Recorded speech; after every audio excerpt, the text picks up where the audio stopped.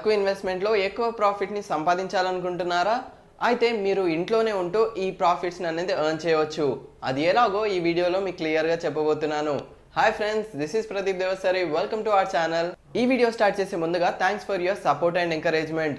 లైక్ల రూపంలో మీ support and కమెంట్ల రూపంలో మీ ఎంకరేజ్మెంట్ ఎప్పుడు ఇలానే ఇవ్వాలని కోరుకుంటున్నాను.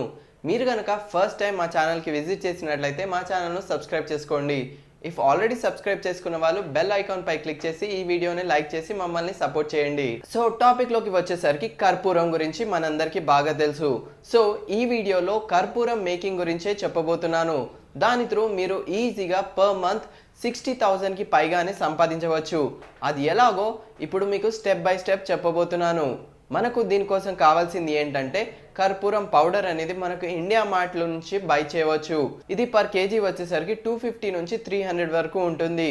సో మనం 1 కేజీ కర్పూరం పౌడర్ని కర్పూరంగా తయారు చేసినందుకు మనకు పర్ కేజీ వచ్చేసరికి 100 రూపీస్ ప్రాఫిట్ ఉంటుంది. సో దీనికోసం మనం ఒక మెషిన్ అనేది తీసుకోవాల్సి ఉంటుంది. ఆ మెషిన్ ఏంటంటే కర్పూరం మేకింగ్ మెషిన్. ఈ మెషిన్ కాస్ట్ వచ్చేసరికి యావరేజ్గా 65,000 నుంచి 75,000 వరకు ఉంటుంది. ఈ మెషిన్లో మనం కర్పూరం పౌడర్ అనేది ఇలా ఇన్సర్ట్ చేసినట్లయితే మన కర్పూరం అనేది ఎలా రెడీ అవుతుందో ఈ వీడియోలో మీరు క్లియర్గా చూడవచ్చు.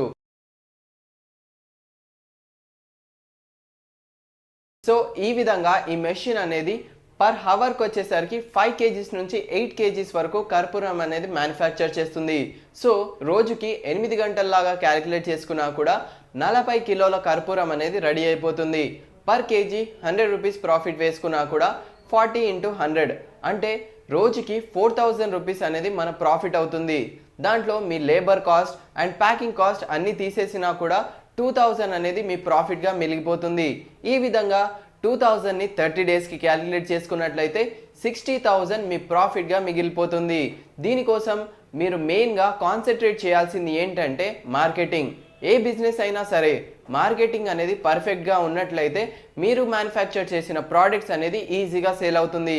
సో మెయిన్గా మార్కెటింగ్ పై కాన్సన్ట్రేట్ చేసి మీ ప్రోడక్ట్స్ని ఎక్కువగా సేల్ చేయండి.